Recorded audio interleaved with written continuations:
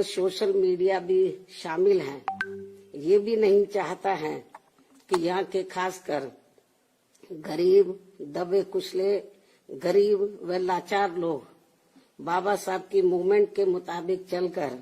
सत्ता की मास्टर चाबी खुद अपने हाथों में है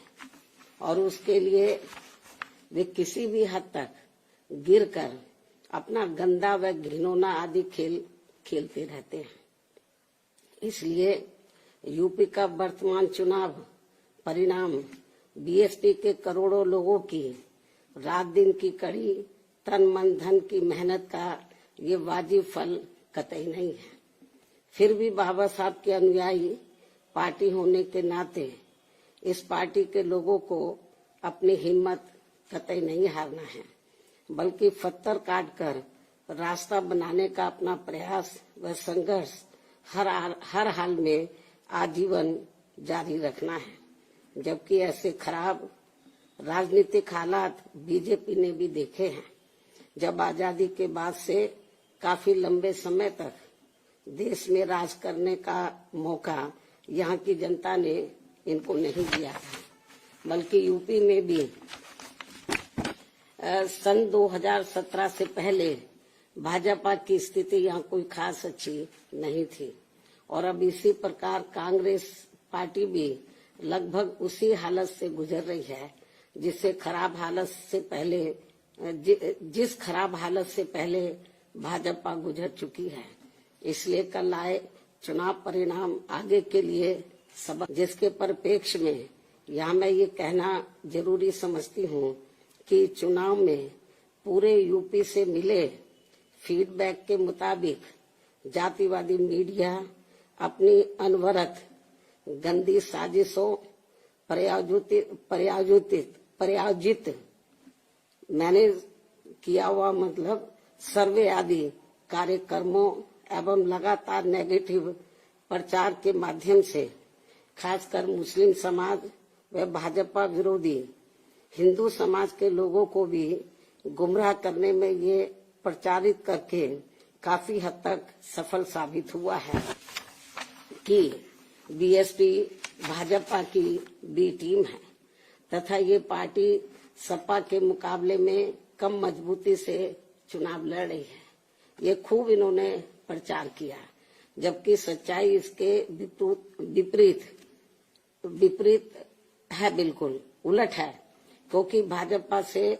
बसपा की लड़ाई राजनीतिक के साथ साथ सिद्धांतिक व चुनावी भी थी। लेकिन मीडिया द्वारा इस प्रकार के लगातार दुष्प्रचार आदि किए जाने के कारण भाजपा के अति आक्रामक मुस्लिम विरोधी चुनाव प्रचार से मुस्लिम समाज ने एक तरफा तौर पर सपा को ही अपना वोट दे दिया तथा इससे फिर बाकी भाजपा विरोधी हिंदू लोग भी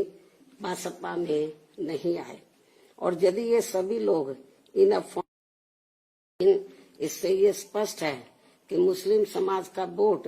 यदि दलित समाज के साथ मिल जाता, जैसा कि बंगाल के चुनाव में टीएमसी के साथ मिलकर भाजपा को धराशायी करने का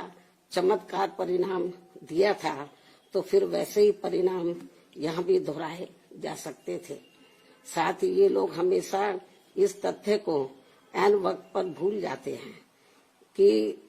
केवल बीएसपी ही यूपी में भाजपा को सत्ता में आने से रोक सकती है, सपा नहीं। इनकी इसी गलत सोच का ही ये नतीजा है कि भाजपा फिर से सत्ता में वापस यहाँ आ गई है। और यदि यूपी में तिकोना संघर्ष हुआ होता, जिसकी पूरी संभावना भी थी, तो तब यहाँ यूपी के परिणाम बीएसपी की अपेक्षा के मुताबिक आते तथा फिर भाजपा को सत्ता में आने से रोक लिया जाता। अर्थात कुल मिलाकर मुस्लिम समाज बीएसपी के साथ तो लगा रहा, किंतु इनका पूरा वोट समाजवादी पार्टी की तरफ शिफ्ट कर गया। और इनके इस गलत फैसले से बीएसपी को बड़ा भारी नुकसान ये हुआ कि बीएसपी समर्थक अपर कास्ट व ओबीसी समाज की विभिन्न जातियों में भी ये डर फैल गया कि सपा के सत्ता में आने से दोबारा यहाँ जंगल राज आ जाएगा और फिर ये लोग भी भाजपा की तरफ चले जाएंगे। इस प्रकार से भाजपा को हराने के लिए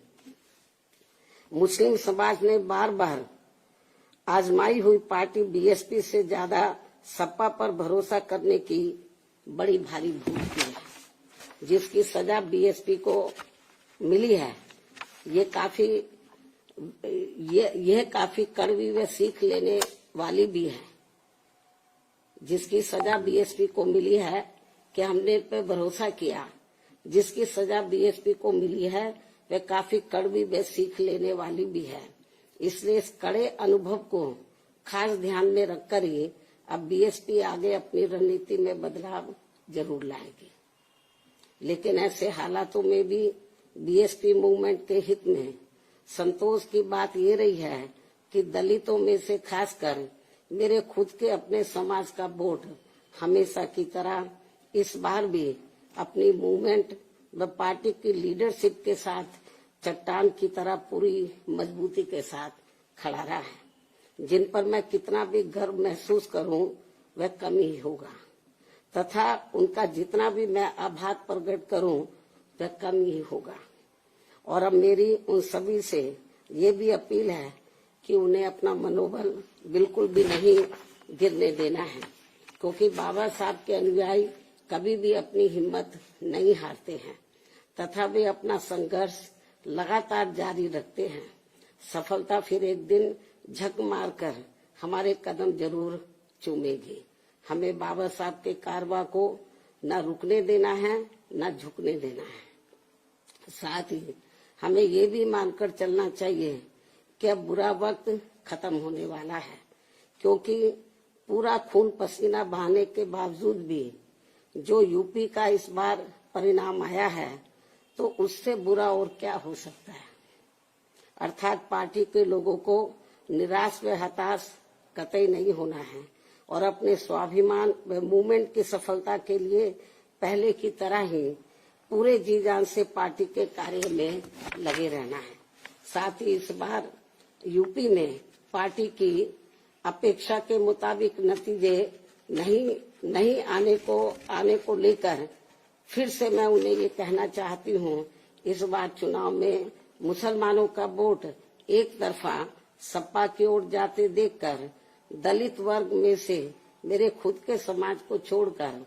बाकी सभी हिंदू समाज ने सपा के रहे गुंडा, माफिया, आतंकी व भ्रष्ट राज को याद करके तथा ये सोचकर कि कई हिंदुओं का वोट बंटने से सपा सत्ता में वापस न आ जाए, इसके डर से इन्होंने बीजेपी की नीतियों व कार्यशैली से दुखी व परेशान होते हुए भी अपना एक तरफा वोट बीजेपी को अंदर ट्रांसफर कर दिया, जिसने फिर बीएसपी को सन 1977 में कांग्रेस पार्टी की हुई स्थिति की तरह यहाँ इस चुनाव में लाकर खड़ा कर दिया है। हालांकि इसके बाद फिर अगले हुए चुनाव में कांग्रेस पार्टी पूर्व की तरह यूपी सहित देश के अन्य राज्यों में भी पुनः सत्ता में वापस आ गई थी।